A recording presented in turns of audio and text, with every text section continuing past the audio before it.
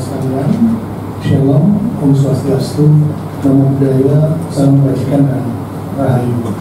Karena waktunya 5 menit, jadi begini, saya harus flashback dulu ya. Mungkin dari flashback langsung mulai. Jadi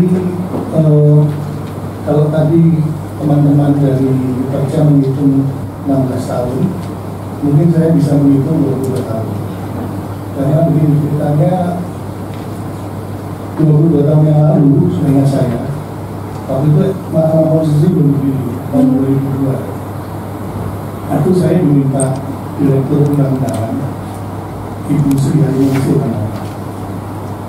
Kenapa diminta? Karena memang sejak zaman Menteri Kehakiman almarhum Profesor Muladi, saya dilibatkan sebagai anggota tim reformasi hukum, dan saya diberi tempat duduk di ruang dirjen namanya waktu itu Hukum dan Pelanggaran. Nah, ceritanya waktu itu yang di tahun 2002 itu membuat perubahan undang-undang, 2 undang-undang sebenarnya yang saya lihat, Undang-Undang 62 tahun 58 sama Undang-Undang nomor 2 tahun 58. Yang 62 kita udah tahu, yaitu tentang kewarganegaraan. Yang 2 itu tentang duit kewarganegaraan malah. Jadi pengaturan duit kewarganegaraan antara Indonesia dan Aceh. Memang nomornya lebih dulu ya, gitu. Tapi dua-duanya penting. Nah, saya dari kemarin mengingat-ingat, karena paper saya sudah nggak ketemu lagi.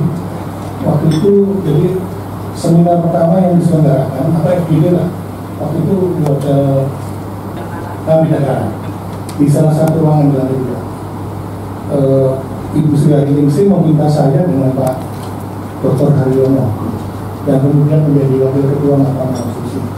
Waktu itu saya dari Pak Haryono dari UGM untuk menyampaikan masalah poin-poin apa yang harus diatur dalam perubahan Undang-Undang 62 dan 2 tahun 2008. Seingat saya menyampaikan 6 poin.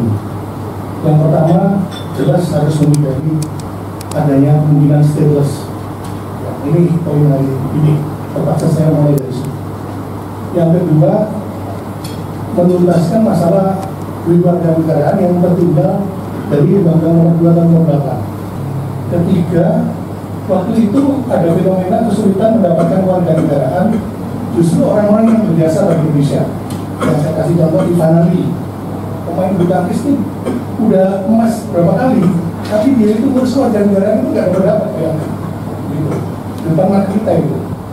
Yang keempat, ada masalah waktu itu warga Indonesia yang di Singapura bisa kehilangan kewarganegaraan karena mereka tidak ikut gaji militer.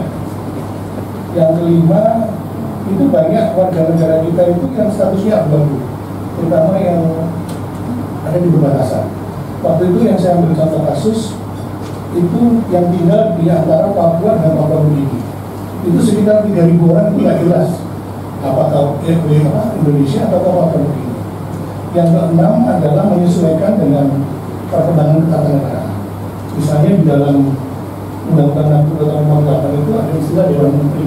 Nah, waktu itu kan tahun 2002 ada lagi istilah Dewan Menteri kan begitu. Karena itu kan sistemnya parlementer. Nah, 6 ini yang sebenarnya kalau menurut saya sekarang ini harus terwujud gitu. Nah, ternyata kan belum tuh. Jadi yang kelihatannya yang dibutuhkan oleh dari Bakca ini diantaranya adalah masih banyak yang kemungkinan stateless gitu Pak. Kalau di urusannya.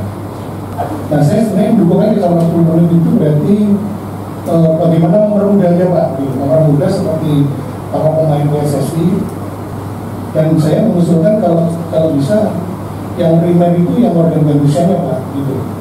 Dan setuju kalau yang anak ini jangan malah lebih dipersulit daripada bapak ibunya, gitu. Ya kan mereka kan nggak bisa milih mau jadi anak siapa. Ya. Nah, karena mereka tidak bisa memilih, jadi ya jangan sampai ini sudah lahir menjadi korban gitu Pak. Jadi yang saya soroti itu yang karena singkat, waktu singkat itu yang saya juga pertama itu adalah menghindari stateless.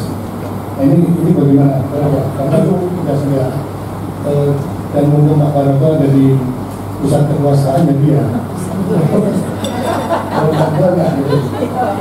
Kalau kita kan jual pada kita. Jadi kita begitulah sebelum ini ya. Iya, terima kasih Prof. Pas Baik, Pak Barot ini adalah orang yang paling dicari ibu-ibu ya Pak ya. Itu udah biasa kalau ibu-ibu. Kalau ibu-ibu menyampaikan apapun Pak Barot dengan sabar menerima ya Pak ya. Mudah-mudahan dikabulkan juga ya Pak. Nah,